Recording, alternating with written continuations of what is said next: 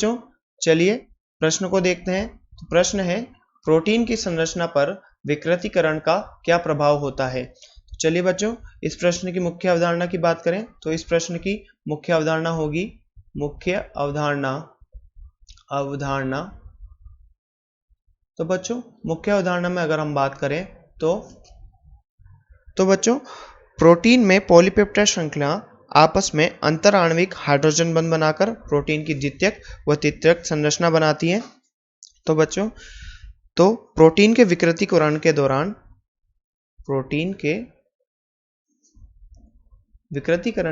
बच्चों यहाँ पर विकृतीकरण के दौरान क्या होता है बच्चों, प्रोटीन की द्वितीयक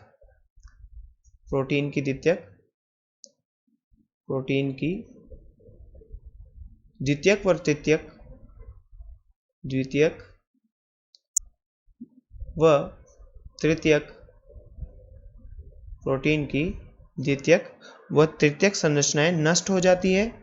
बच्चों यहाँ पर क्या होता है, प्रोटीन की द्वितीयक व तृतीयक संरचनाएं नष्ट हो जाती है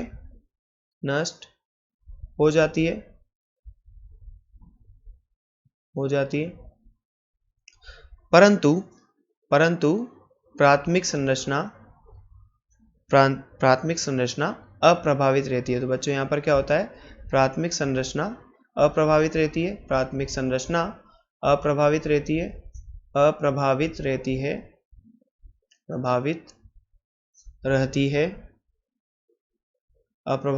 है। तो बच्चों यहाँ पर हम आगे देखें तो इस प्रक्रम के दौरान गोलिकाकार प्रोटीन रेशेदार प्रोटीन में परिवर्तित हो जाते हैं। तो बच्चों आगे हम बात करें तो इस प्रक्रम के दौरान क्या होता है, गोलिकाकार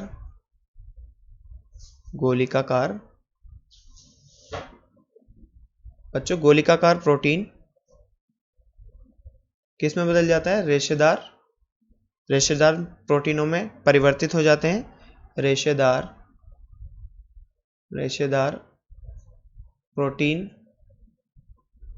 प्रोटीन में बदल जाते हैं।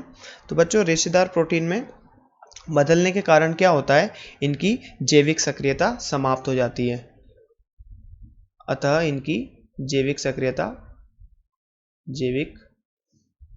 सक्रियता समाप्त हो जाती है। बच्चों सक्रियता समाप्त हो जाती है, जैविक सक्रियता समाप्त हो जाती है। अगर बच्चों हम यहाँ पर इसके उदाहरण की बात करें तो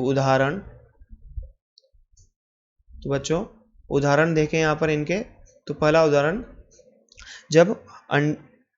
जब उबालने पर अंडे की सफेदी का स्कंदन हो जाता है। पहला उदाहरण,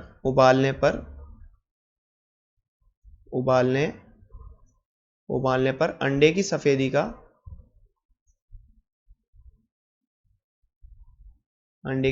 का स्कंदन हो जाता है। तो बच्चों प्रोटीन के विकृतीकरण का एक उदाहरण तो ये हुआ कि यहाँ पर अंडे को उबालने पर उसकी सफेदी जो होती है उसका स्कंदन हो जाता है। अगर बच्चों हम विकृतीकरण के दूसरे उदाहरण की बात करें तो बैक्टीरिया की क्रिया द्वारा तो बच्चा यहाँ पर दूसरे उदाहरण की बात करें तो बैक्टीरिया की क्रिया द्वारा या बैक्टीरिया क्रिया के कारण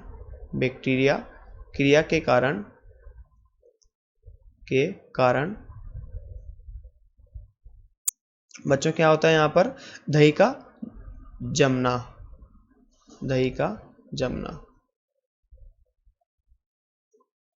तो बच्चों जैसा कि हमसे प्रश्न में पूछा गया था कि प्रोटीन की संरचना पर विकृतीकरण का क्या प्रभाव होता है, तो बच्चों हमने यहाँ पर प्रोटीन के विकृतीकरण के कारण क्या प्रभाव होता है ये देखा और इसके कुछ उदाहरण देखे। तो आशा करते हैं आपको प्रश्न समझ में आया होगा। धन्यवाद।